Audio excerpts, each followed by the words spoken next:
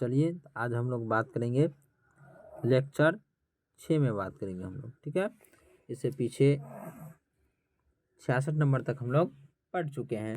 आज नए वीडियो के साथ, नए उमंग के साथ आशा करते हैं आप लोग भी स्वस्थ होंगे। तो चलिए आज हम लोग बात करते हैं भारतीय संविधान। 67 नंबर क्वेश्चन क्या है? भारतीय संविधान का अनुच्छेद 19 है। भारतीय संविधान का अनुच्छेद 19 उपलब्ध कराता है। यानी भारतीय संविधान में जो अनुच्छेद 19 है वह क्या चीज़ को उपलब्ध कराता है? तो वह जो है आपको छठा स्वतंत्रता, क्या चीज़ का करता है? छठा स्वतंत्रता को जो है वह उपलब्ध कराता है। अब क्वेश्चन है, निम्न में से किस अधिकार के तहत प्रेस की आज़ादी दी गई है?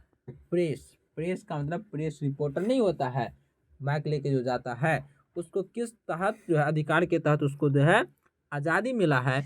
वह जो है अभिव्यक्ति का अधिकार। कौन सा अधिकार? अभिव्यक्ति के अधिकार द्वारा उसको जो है आज़ादी, प्रेस रिपोर्टर को आज़ादी मिला है। अब क्वेश्चन है निजता, क्या है? निजता का अधिकार किस संविधान के अंतर्गत आता है? कौन सा है? निजता का अधिकार किस संविधान के अंतर्गत आता है? तो यह जो है आपको आता है किसके अंतर्गत? अनुच्छेद 21 के अंतर्गत आता है। किसके अंतर्गत आता है?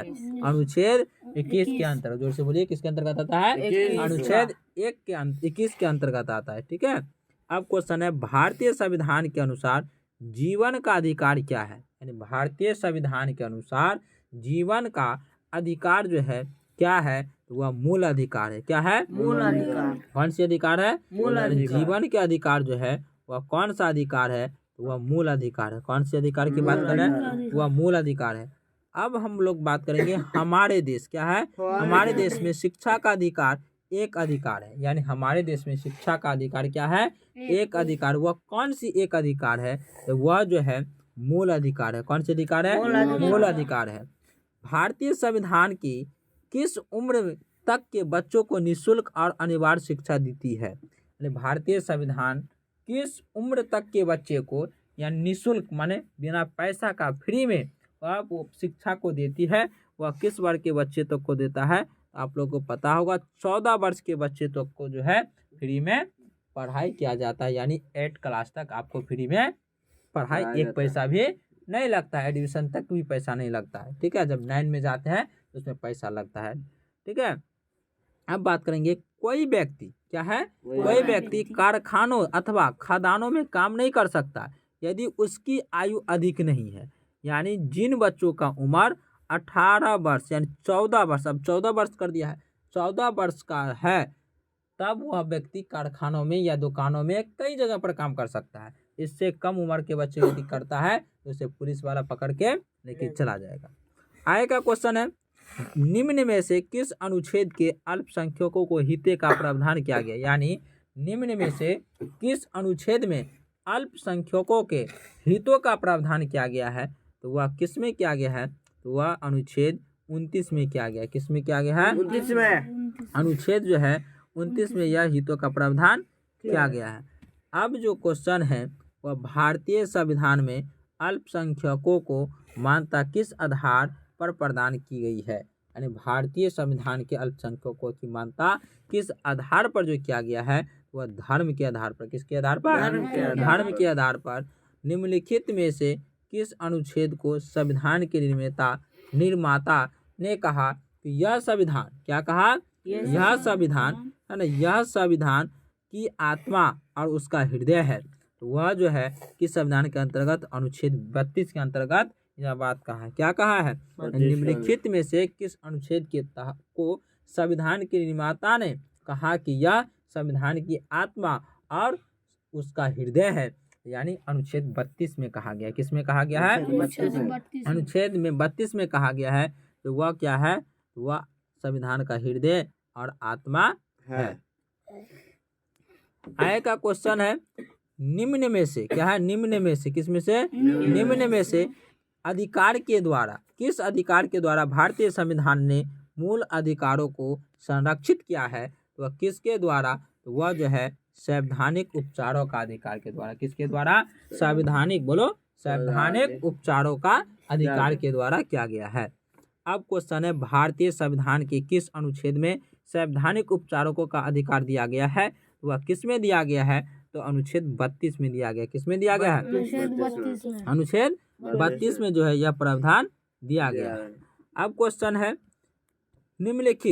निम्नलिखित में से किस अनुच्छेद के तहत कोई भी व्यक्ति अपने मूल अधिकार को उल्लंघन के लिए सीधे उच्चतम न्यायालय में जा सकता है? यानी किसी व्यक्ति को मूल अधिकार को कोई व्यक्ति जो उल्लंघन करता है, किसी बातों के लिए विवाद करता है, तो उसे कर सकते हैं। उसे किस में? अनुच्छेद 32 में। किस में? अनुच्छेद 32 में। अब है मूल अधिकारों का संरक्षक किसको कहा जाता है?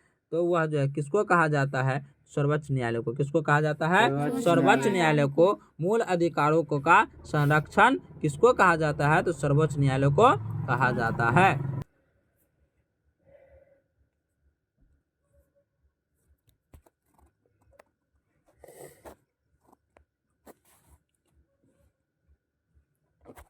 चलिए, तो अब बात करेंगे हम लोग 81 नंबर क्वेश्चन जो है वह इनमें से क्या कहता है? इनमें से कौन सा अनुच्छेद मूल कर्तव्य को निर्दिष्ट करता है? वह इनमें से कौन करता है? तो वह अनुच्छेद 51 के ए में कहा गया है। किसमें कहा गया है? अनुच्छेद 51 के ए में कहा गया है।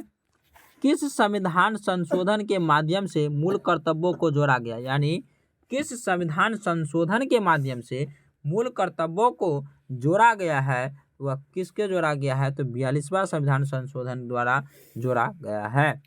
संविधान में मूल कर्तव्यों को कब जोड़ा गया? यानी संविधान में जो है मूल कर्तव्यों को कब जोड़ा गया है? तो यह जो है 1976 में जोड़ा गया। कब जोड़ा गया? 1976 में जोड़ा गया है। संविधान में कितने मूल कर्तव्यों को शामिल किया गया? यानी संविधान में कितने मूल कर्तव्यों को जो है शामिल किया गया है? तो संविधान में 11 को किया गया। कितने का किया गया है? 11 को किया गया है। अब क्वेश्चन है, भारतीय नागरिकों के मूल अधिकारी को निलंबित किया जा सकता है। वह निलंबित जो है राष्ट्रीय आपातकाल के दौरान। किसके दौरान किया जा सकता है? राष्ट्रीय आपातकाल के दौरान जो है भारतीय नागरिकों को मूल अधिकार को निलंबित कर दिया जा सकता है। कब? राष्ट्रीय आपातकाल के दौरान उसको जो है निलंबित कर लिया जाएगा। अब जो क्वेश्चन है, संविधान क्या है? संविधान के लागू क्या है? संविधान के लागू होने के समय कितने मूल अधिकारी थे? यानी जब संविधान लागू हुआ था उस समय संविधान का लागू होने के समय कितने मूल अधिकारी थे? तो वह अधिकारी जो है कितने थे? 7 थे। कितने थे? 7 अधिकारी थे। कितने अधिकारी थे? 7 थे।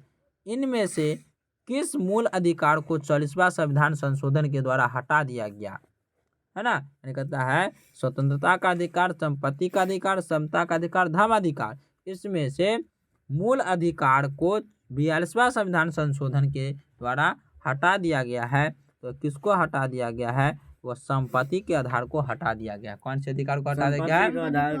संपत्ति के आधार को हटा दिया गया है। अब क्वेश्चन है, निम्नलिखित में से कौन सा मूल अधिकारी नहीं है? निम्नलिखित में से कौन सा जो है मूल अधिकारी नहीं है? तो वह कौन नहीं है? संपत्ति का अधिकार नहीं है। किसका अधिकार नहीं है? संपत्ति का अधिकार नहीं है। अब क्वेश्चन है, इनमें से किस संविधान संशोधन के द्वारा संपत्ति के अधिकार को हटा दिया गया है? तो वह 44वां संविधान के तहत। किसके द्वारा? 44वां संविधान के तहत जो है उसको हटा दिया गया है। अब क्वेश्चन है 90 नंबर का जो क्वेश्चन है उस पर ध्यान देंगे। क्वेश्चन क्या कहता है?